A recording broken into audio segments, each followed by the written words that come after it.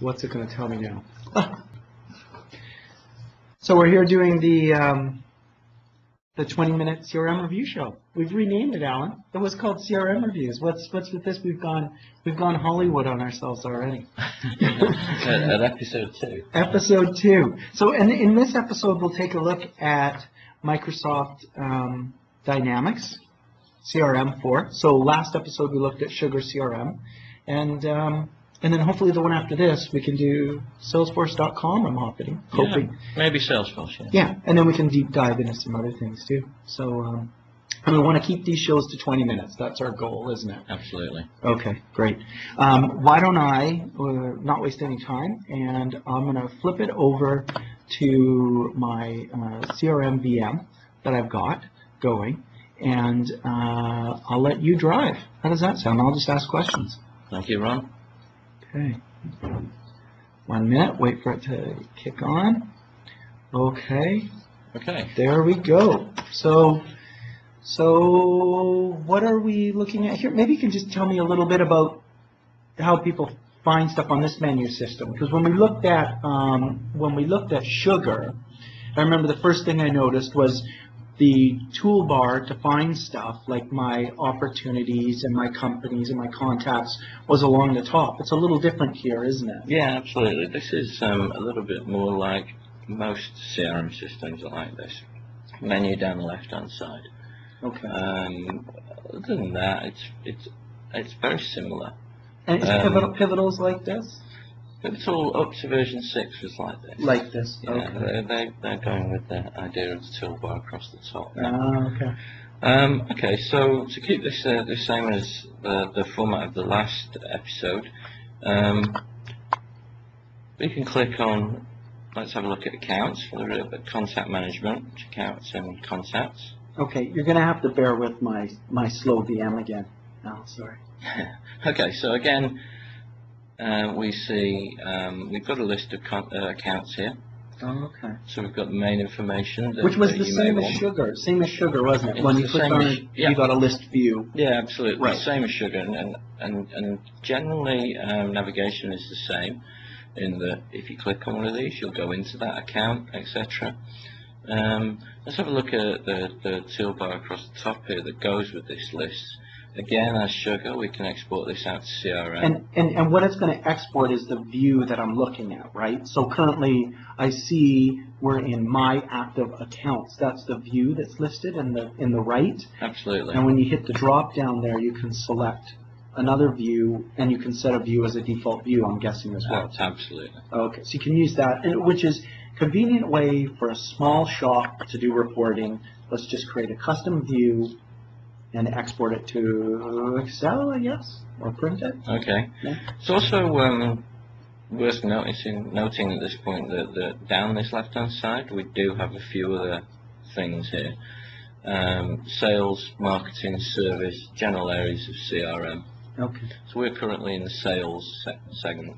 So in the sales segment, I'm going to see things like my opportunities, accounts, and contacts, versus in marketing, it's going to be the pre-sales activity of the marketing department before they throw stuff over the wall to the salesperson. So I guess I'm going to see marketing campaigns, marketing lists, and leads more so than I'm going to see opportunities. Okay, there you go. So we didn't see opportunities. And services, help desk functionality, essentially, right? Yeah, absolutely. Absolutely. And that's the same. We saw that same thing in Sugar CRM. Yes, we did. And you'd see the same thing in Pivotal or Siebel. Yeah, absolutely. And what you'll notice across all these is accounts and contacts, which is how CRM is meant to work.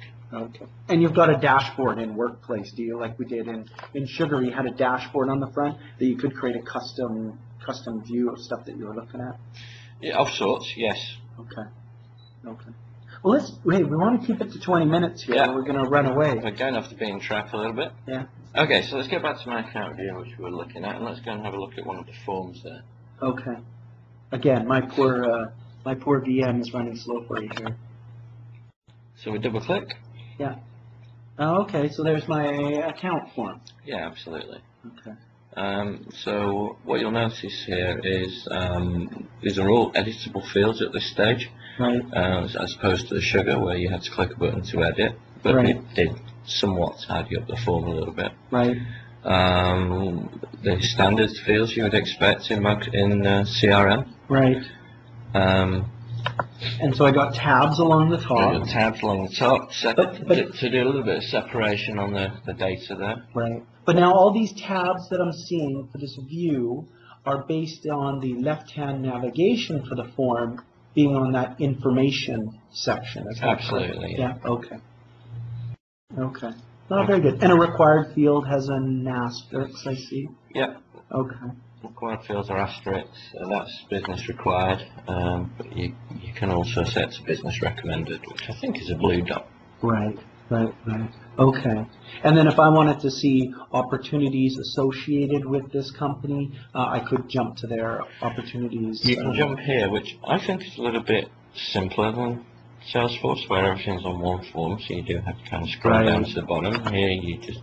It's nice not to scroll. You can click there and you see the opportunity to scroll. Just like you could see contacts, which are people related to people that work for the company. Yeah, absolutely. And then relationships would be perhaps people that don't work for the company, but have some sort of relationship with them. For example, like my accountant has a relationship with my company, but he doesn't work for our company. Okay. Sure. Or potentially people who work part-time for the company and other companies. Right, right. So subcontractors. Yeah. That's one straight from the Microsoft CRM exam. Okay. Very nice. Okay, so that's the account. We also see a few things that we can do with an account up here. The usual save and close. But we can print this screen out. Right. We can send email to these people if there's an email address. Okay. And we can attach files, documents, etc. to this. If it needs be. Right. And we can also see all the reports that you can get that are related to an account. Right. Okay. Good. Okay. Lovely. Well, let's close that down. Yes. Let's have a look at the contacts. Okay. Good. So again, you'll see everything's the same. Now, I could have gotten to the contacts by opening the company and then looking at its contacts, or I could just jump right to... You could, and we'll probably do that with the opportunities, perhaps. But for this purpose, it's worth showing that the list is the same. Right. Everything's the same. There's a search on the contact there. Right. The views, there's a number of views, and you can actually create your own views also. Right. And then you can export a view to Excel to modify. Now, with security, if I've got some people working for me and I don't want them to have access to some of the records, I guess through security I can set that so they won't see, even though they have a view there, they won't get all the records returned to them? Yes, absolutely. Yeah, okay. So management is protected. Yeah, that can be done in a number of ways. Okay. It's worth... Let's have a look at the contact form here again. Yeah. Standard fields you'd expect on a contact. Tabs across the top. Tabs across the top. Right. And then all the related records down here. Right. Okay. Opportunities that we've got going with this contact and the rest of it. None in this case. It's none of them. Okay. Great. Okay. I see. Okay, let's start. And what about opportunities? Yeah, let's have a look at the opportunity form.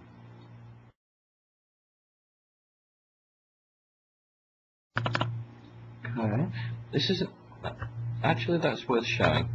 I think that's an interesting point. If we're on an opportunity and we single click this, we get just a little bit of a snippet of what's in the data on that. Oh, okay, so you don't need to jump right into the record. Yeah, for key fields. Right. And you can customize that for key fields that you want? You can customize that. Okay.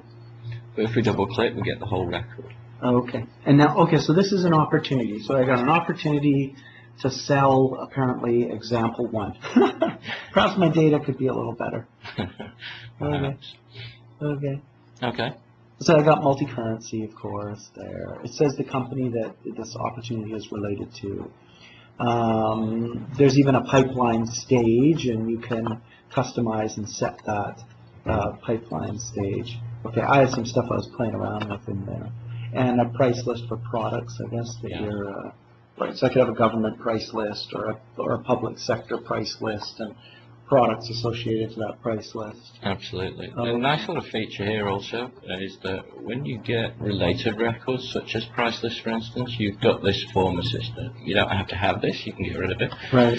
But this just gives you an idea of what you're looking at in that field, which obviously usability is a great thing. Right. And we can put down the estimated close date. We know the probability, 80%, 20%, and so and of course, which is what typical, a three-person sales shop would probably want to record that stuff, and then have a list. If they go to the list view, and they can show me all opportunities by pipeline stage and probability, and sort it, and you can export it to Excel. Yeah. Oh, okay. Lovely. And then associated with the company. If I wanted to jump to the company from this opportunity form, I see it as a hyperlink, so I can